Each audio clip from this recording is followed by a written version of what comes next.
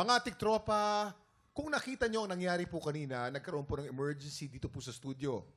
Hinimatay ang kampyon na si Yula Bautista. Kinailangan nating mag-commercial break para matugunan ng ating medical personnel si Yula. Sa ngayon, kasalukuyan pong inoobserbahan ng ating medical team ang kalagayan ni Yula. Kung sakaling hindi na kaya ni Yula makapag-perform, inampalan, ano po bang mangyayari sa kompetisyon? Sa ngayon, Kuya Kim, ang priority po natin ay yung kalusugan ni Yula. We're hoping and praying na okay naman siya. First time po na nangyari ito, Kuya Kim, kaya lahat medyo na-shock sa nangyari. Kung ano man ang mapag-desisyonan namin bilang inampalan, ipapaalam po namin sa inyo bukas. Maraming salamat, Renz. Maraming salamat sa ating mga inampalan. Mga tiktropa, kung anong magiging desisyon ng ating inampalan, kung makakapagpatuloy pa si Yula sa laban, aalamin po natin yan bukas. Bibigyan po namin kayo ng update sa kalagayan ni Yula.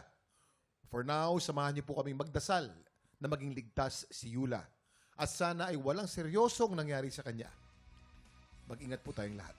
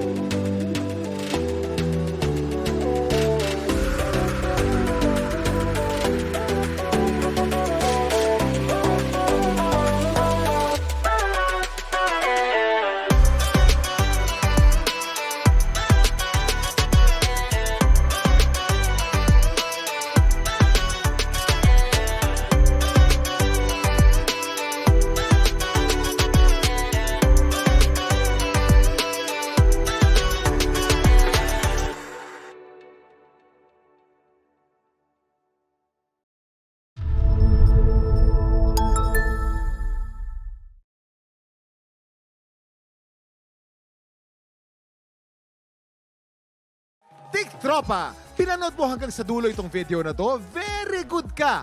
For more happy time, watch more TikTok Clock videos on our official social media pages and subscribe to GMA Network official YouTube channel.